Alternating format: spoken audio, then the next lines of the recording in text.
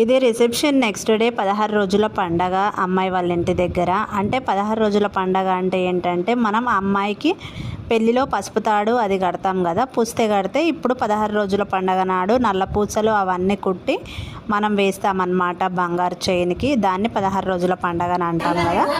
ఇంకా అదే రోజు అమ్మాయికి అబ్బాయికి ఒడిబియ్యం నింపిన తర్వాత ఉండే కార్యక్రమాలన్నీ అయితే చూసుకున్నాం అన్నమాట. ఈ వీడియోలో నా ఫేస్ చూసారా ఫ్రెండ్స్, కొంచెం అంటే ఏడ్చినట్టు కనిపిస్తుంది కదా. ఆ రోజైతే ఒక పెద్ద స్టోరీ జరిగింది. నేను అనుకుంటున్నా తమ్ముడు పెళ్ళిలో ఒక గొడవ కూడా కాలేదే అని.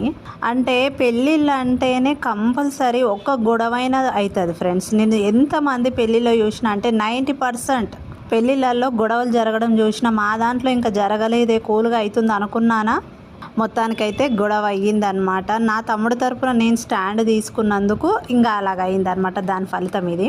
కానీ మన ఫంక్షన్ని ఎవరో ఒకరు స్పాయిల్ చేద్దామని ఖచ్చితంగా అనుకుంటారు, మన వాళ్ళ దాంట్లో ఉండే వాళ్ళే. మనం ఎంత బాగా చేద్దామన్నా, ఏది జరగాలి మంచిగా పోనీ అనుకున్నా కానీ కంపల్సరీ గొడవలు కాకుండా అయితే ఉండదు. పెళ్ళి అంటేనే ఏడుపులు, నవ్వులు, బాధలు, సంతోషాలు, గొడవలు, నవ్వులు అన్నీ ఉంటాయి, ఆల్ మిక్స్డ్. మనం చూసేదంటే ఒక పెళ్ళిలోనే